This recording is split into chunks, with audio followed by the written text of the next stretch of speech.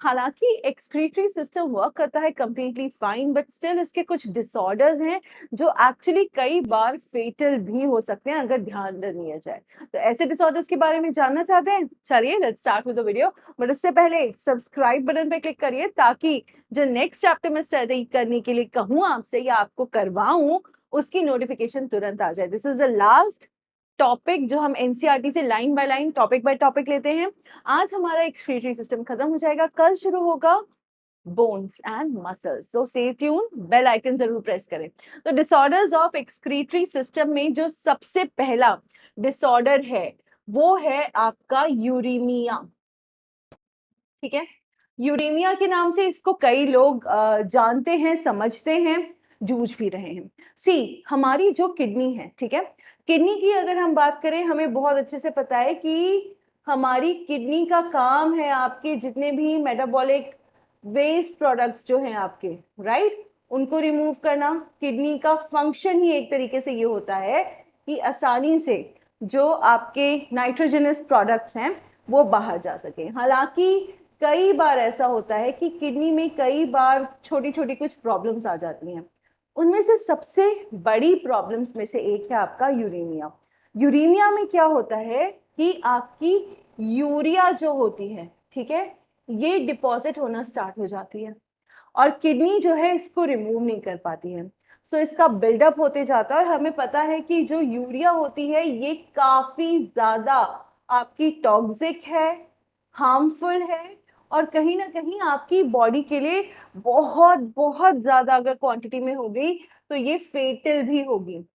Cholera जैसी बीमारियां, ठीक है, कॉलेरा का अगर हम एग्जांपल दें, कॉलेरा में क्या होता है, कॉलेरा में आपका जो जनरल सिम्टम्स जो होते हैं, ठीक है, वो होते हैं आपके वाटरी स्टूल यानी कि डायरिया, वॉमिटिंग, इस तरीके की सिम्टम्स।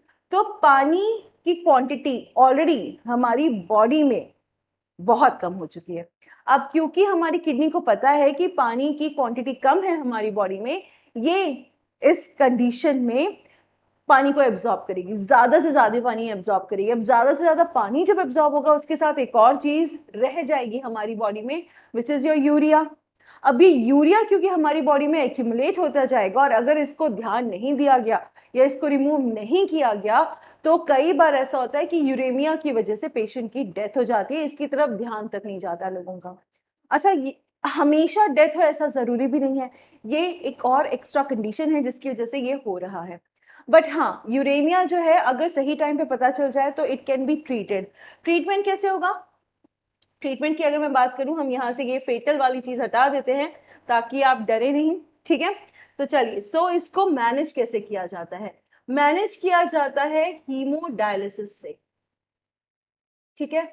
इसको सिर्फ डायलिसिस भी कहते हैं हम लोग, राइट, और इसी को हम आर्टिफिशियल किडनी भी कहते हैं। सो ये जितने भी नाम हैं आपके, ठीक है, वो एक ही चीज को पॉइंट आउट कर रहे हैं कि जो आपकी किडनी है इससे जो भी चीजें निकालनी है वो काम हम आपकी बॉडी से बाहर करें। सी व्हाट हैपेंस, प्रोसीजर क्या होता है, ठीक है। जनरली आपकी जो रेडियल आर्टरी होती है, रेडियल आर्टरी मतलब रेडियस और अल्ना आपकी यहाँ पे बोन्स है, तो जो आपकी रेडियल आर्टरी होती है वहां पे एक सॉकेट जैसी चीज बिठाई जाती है, उसमें से हम ब्लड को विदड्रॉ करते हैं, ठीक है। जैसे सपोज ये पेशेंट का हाथ है, ठीक है, ओके, इतना ज्यादा अच्छा नहीं बनेगा बट ठीक है, ठीक है। अब यहाँ से हमने क्या किया, एक pump kind of a thing लगाया, यहाँ से हम ब्लड जो है वो लेके जाएंगे एक डायलाइजिंग यूनिट में। यहाँ पे एक प्रेशर मॉनिटर होता है आपका, ठीक है। ऑल्सो हम इसमें एक हेपारिन जैसा एंटी कोएगुलेंट जो है वो डाल देते हैं ताकि आपका ब्लड कोएगुलेट ना हो। अब ये जो प्रेशर मॉनिटर है इसको हम स्टेबल करके इस तरीके से एक स्ट्रक्चर होता है जिसको हम कहते हैं डायलाइजर या फिर डायलाइजिंग यूनिट। इसमें आपका एक डायलाइजिंग फ्लूइड होता है जिसके लिए एक आउटलेट और एक इनलेट दोनों दिए होते हैं, ठीक है। यहां से वो ब्लड, ठीक है, आर्टरी से हम लेके जा रहे हैं। अगर आपको याद हो, किडनी में भी रीनल आर्टरी से आपके ब्लड आता है, राइट, और उसको हम कहते हैं कि वो नाइट्रोजनस प्रोडक्ट्स जो हैं उनमें रिच है, ऑब्वियसली। तो हम इसीलिए अपनी आर्टरी से ब्लड ड्रॉ कर रहे हैं प्रेशर मॉनिटर कर रहे हैं और फिर हम इसको डायलाइजिंग यूनिट में डाल रहे हैं। इसमें इस तरीके के अंदर स्ट्रक्चर्स होते हैं जिनसे आपका ब्लड जो है वो मूव करता है। अब मैंने बताया था कि यहाँ पे एक डायलाइजिंग फ्लूइड भी होता है, ठीक है। ये फ्लूइड का वही काम है जो आपके बॉडी में किडनी में हो रहा होता है कि आपकी जितने भी यूरिया जैसे या हार्मफुल प्रोडक्ट्स है उनको डिसॉल्व करना और बाहर निकाल देना। थोड़ी थोड़ी देर में ये डायलाइजिंग फ्लूइड जो है ये चेंज करते रहते हैं, क्योंकि जैसे ये सैचुरेट होगा इम्प्योरिटीज के साथ हम इसको बाहर निकाल देंगे। इसकी कॉन्सेंट्रेशन सेम हमारी किडनी में पाए जाने वाले फ्लूइड्स की तरह होती है, या फिर जो इवन एब्जॉर्प्शन जो होता है वो भी वैसे ही प्लाज्मा मेम्ब्रेन के थ्रू हर चीज हर प्रोसेस जो आपकी किडनी में होता है सेम एग्जैक्टली यहाँ हो रहा है। बस बात क्या है कि ये आपकी किडनी के बाहर हो रहा है, ठीक है। फाइनली जब इसमें से urea, traces of ammonia, drugs, penicillin, antibiotic सब जब निकल गया है, extra potassium, everything is out, हम एक इनलेट से इसको वापस जो है आपके किस में डाल देते हैं, हम डाल देते हैं आपकी रीनल वेन में, ठीक है। जो आपकी वेन होगी उसके अंदर डाल देंगे। इसी तरीके से होता है, किडनी से भी जाता है, बट यहाँ कहाँ जाएगा, जो आपके हाथ में वेन है, ठीक है। तो रीनल आर्टरी से हमने विड्रॉ किया था, डायलाइजिंग यूनिट में डाला, विड्रॉ किया और वापस से हमने रीनल वेन में डाल दिया। वेन में क्यों डाला है, क्योंकि ये ब्लड जो है अब ये it is free from impurities. अब ये हार्ट में जब जाएगा तो ये ब्लड सर्कुलेट होगा, है ना। तो इसीलिए हमारा इसको वेन में डालना जरूरी होता है। क्लियर। अच्छा एक चीज और है, यहाँ पे हमने हेपारिन डाला था, हेपारिन डाला था हमने। अब हम क्या करेंगे, यहाँ पे वो चीज को हम रिमूव कर देंगे, क्योंकि अगर एंटीकोएगुलेंट पड़ा रहा, मान लीजिए बॉडी में कहीं कट लग गया तो वहां से ब्लीडिंग प्रोफ्यूजली होगी, तो इसीलिए हम एंटीकोएगुलेंट जो है वो ऐड कर देंगे ताकि जो कोएगुलेशन है वो हो सके, ठीक है। सो हीमोडायलिसिस जो होता है कहीं ना कहीं एक तरीके से बहुत बड़ा वरदान है उन पेशेंट्स के लिए जिनकी kidneys do not function properly, या जिनकी किडनीज में फंक्शनिंग में कोई दिक्कत आती है, ठीक है। So this was the first disorder जो आपकी बुक में दिया गया है, जिसको हम कहेंगे uremia, right. Now this uremia is again very important. Artificial kidney, hemodialysis, या फिर इवन अगर आपके डायलिसिस की बात हो तो सेम प्रोसीजर होगा। क्लियर, याद रहेगा, आई होप सो। चलिए नेक्स्ट अगर हम बात करें डिसऑर्डर की, नेक्स्ट डिसऑर्डर है आपका रीनल फेलियर। Renal failure. अब रीनल फेलियर में क्या होता है कि हमारे पास ऑल्दो 2 किडनीज हैं, right, and even if one kidney stops functioning या one kidney does not function, हम दूसरी किडनी यूज कर सकते हैं। बट यहाँ क्या होता है कि आपकी दोनों किडनीज बाय चांस अगर फंक्शन करना बंद कर दें या उनमें कोई प्रॉब्लम आ गई है, वो फंक्शन नहीं कर रही हैं, तब अब क्या होगा। तो यहाँ पे एक ऑप्शन आप कह सकते हैं या फिर एक ब्लेसिंग है, वो है आपका ट्रांसप्लांट, ठीक है। किडनी ट्रांसप्लांट जो होती है वो हम कर सकते हैं, किसी डोनर टाइप के साथ मैच करनी पड़ती है पहले, टिश्यूज, ब्लड, एवरीथिंग मैच कर सकते हैं कि अगर हम ये किडनी इस पर्टिकुलर पर्सन को या इस पर्टिकुलर पर्सन की बॉडी में डालते हैं तो कहीं ये एक ग्राफ्ट रिजेक्शन जो होता है वो ना कर दे, एलर्जिक रिएक्शन ना दे दे। तो इसलिए बहुत ज्यादा मैच करके आपकी किडनीज को ट्रांसप्लांट किया जाता है। जनरली ऐसा होता है कि कोई आपका रिलेटिव है या सिबलिंग है या बच्चे हैं, उनकी किडनीज हम यूज कर सकते हैं। A person can very well survive on 1 kidney also, आराम से सर्वाइव कर सकते हैं। बट अगर हाँ आपका कोई रिलेटिव है या कोई ऐसा है जिसका काफी क्लोज ब्लड रिलेशन है, तो आपकी किडनी आराम से हम उसके साथ ट्रांसप्लांट कर सकते हैं, ठीक है।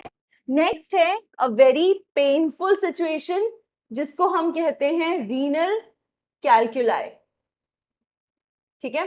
कैलकुलाई मतलब प्लूरल होता है, वैसे हम इसको कैलकुलस कहते हैं, या फिर अगर हम आम भाषा में बात करें तो होंगे आपके किडनी स्टोन्स, ठीक है। अब ये जो किडनी स्टोन्स होते हैं दीज आर वेरी पेनफुल।